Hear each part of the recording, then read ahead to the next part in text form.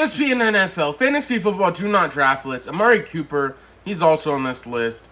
Average draft position 74.2. I say that sounds about right. Maybe because he's on a new team, he's on this list overall. These players are getting drafted too high, which I haven't really seen that many people draft Amari Cooper too high, to be honest.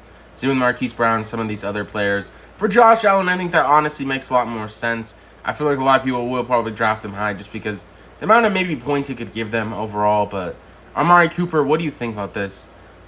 The people watching this video.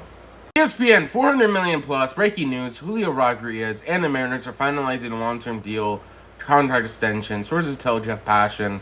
The deal is $210 million guaranteed over 14 years with the ability to grow over $400 million. Sources confirmed to ESPN, which I think re-signing him and signing the contract extension is probably the best idea for the Mariners. I think he's probably the best player they've had in the last 5 years, to be honest, and getting him on a contract extension for 14 years is very valuable early in his career when they could get him cheaper. When down the line, it could be well over maybe $600 million if they try to sign him later down the line. But what do you think about this deal with Julio Rodriguez? I definitely do like it. And the Mariners in a couple years have definitely the potential of winning the World Series. So adding him just keeps that potential up, to be honest. But kind of interesting that they get a 14-year deal so early in his career. I would have figured maybe a 10 or a 5. But 14-year, very, very, very interesting overall. Juan Soto was just offered a 14-year deal with the Nationals after a World Series championship and multiple good years with them. And Julio Rodriguez, after 1 year, they decided to really put their best foot forward, which honestly doesn't make sense just because the Mariners aren't really going to get that much more talent, to be honest, at that level. I don't think there's going to be another player in a while that's going to be as good as him.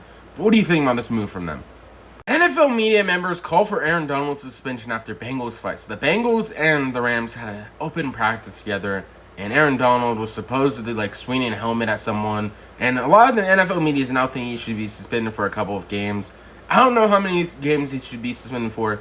Did the person get injured? What transpired in this thing? Did the person have their helmet off as well?